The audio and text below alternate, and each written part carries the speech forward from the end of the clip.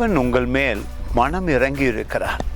கிறிஸ்து பூமிக்கு வந்ததே உங்களை வாழ வைக்க.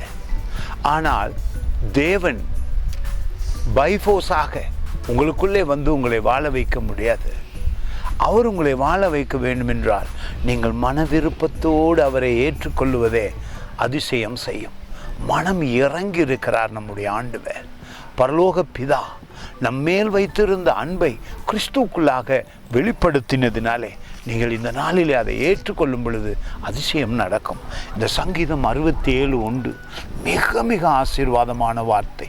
முழு சங்கீதத்தையுமே தியானிக்க போகிறோம். ஆனால் முதல் வசனம் சொல்லுகிறது, தேவனே, பூமியில் உம்முடைய வழியும் எல்லா ஜாதிகளுக்குள்ளும் உம்முடைய இரட்சணியமும் விளங்கும்படியாய், அவருடைய ரட்சிப்பு விளங்கும்படியாக, அவருடைய ஆசீர்வாதம் விளங்கும்படியாக, அவருடைய மகிமை விளங்கும்படியாக கிறிஸ்து பூமிக்கு வந்தாரே.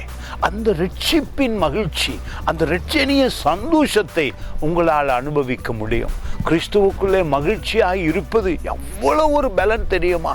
இந்த நாளில் அந்த வசனம் சொல்லுகிறது பாருங்கள், நான் மனம் இறங்கி இருக்கிறேன், நான் உன்னை ரட்சிக்கிறேன், உன் தேவைகளை சந்திக்கிறேன், நான் ஆசீர்வதிக்கிறேன் என்று தேவன் சொல்லுகிறாரே. அந்த ரட்சிப்பை இந்த நாளில் மகிழ்ச்சியாக அறிவியுங்கள். சங்கீதம் 103 முதல் வசனமே சொல்லுகிறதே, அவரை ஸ்தோத்திரி ஆத்துமாவே மகிழ்ந்து பாடு, கர்த்தராகிய இயேசு கிறிஸ்து நன்மை செய்திருக்கிறார், மனம் இறங்கி இருக்கிறார். பரலோக தேவனுடைய சகல நன்மையும் உங்களுக்குள்ளே இருக்கிறது. தேவன் ரட்சிப்பை கொடுத்ததே உங்களை நேசிப்பதின் மிக பிரதான அடையாளமாகும். God bless you.